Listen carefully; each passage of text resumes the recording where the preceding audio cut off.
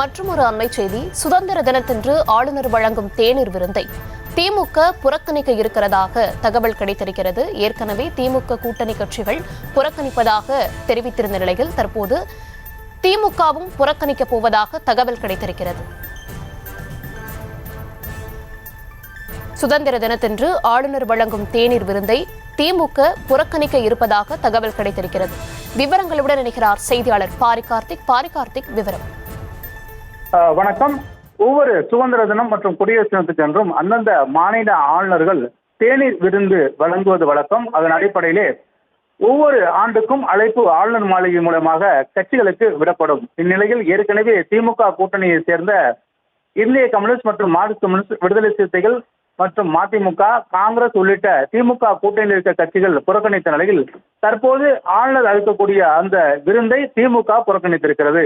மேலும் அரசு சார்பில் எடுக்கப்படும் முடிவு குறித்து முதலமைச்சர் அறிவிப்பார் என்றும் தெரிவிக்கப்பட்டிருக்கிறது. இது தொடர்பாக திமுகவினுடைய அமைப்பு செயலாளர் RS பாரதி கொடுத்த தகவலின் அடிப்படையில் இந்த ஆளுநர் மாளிகையினுடைய இந்த விருந்தை திமுக புறக்கணிக்கிறது என்றும் தெரிவித்திருக்கிறார்.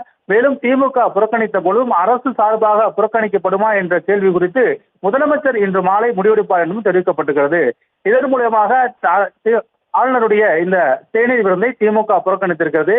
ஏற்கனவே அரசுக்கும் ஆளுநருக்கும் இடையான இந்த பல்வேறு போட்டிகளுக்கு மத்தியில் தொடர்ச்சியாக திமுக சார்பில் ஆளுநருக்கு எதிராக கண்டன அறிவிப்புகளும் அதே போல போராட்டங்களும் தொடர்ச்சியாக நடைபெற்ற நிலையில் ஒவ்வொரு கருத்துக்களுக்கும், அதாவது ஆளுநருடைய ஒவ்வொரு கருத்துக்களும் எதிராக திமுக சார்பில் பல்வேறு எதிர்கருத்துக்களும் தெரிவிக்கப்பட்ட நிலையில் தற்போது இந்த முடிவை திமுக எடுத்திருக்கிறது.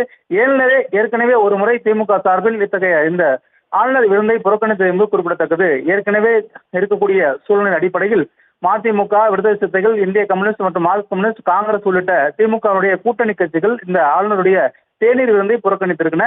தற்போது திமுகவும் இந்த ஆளுநருடைய தேநீர் விருந்தை புறக்கணித்திருக்கிறது. இதன் மூலமாக திமுக மற்றும் திமுக கூட்டணி கட்சிகள் அனைத்துமே தற்போது ஒருங்கிணைந்து ஆளுநருடைய தேநீர் விருந்தை புறக்கணித்திருப்பது குறிப்பிடத்தக்கது. அதன் அடிப்படையிலே அரசு சார்பில் எடுக்கப்படும் முடிவு குறித்து முதலமைச்சர் இன்று மாலை முடிவெடுப்பார் என்றும் திமுகவுடைய அமைப்பு செயலர் RS பாரதி தற்போது தகவல் தெரிவித்திருக்கிறார். விவரங்களுக்கு நன்றி பாரிகார்த்திக். செய்திகளை உடனுக்குடனும் துல்லியமாகவும் தெரிந்து கொள்ள சப்ஸ்கிரைப் பண்ணுங்க.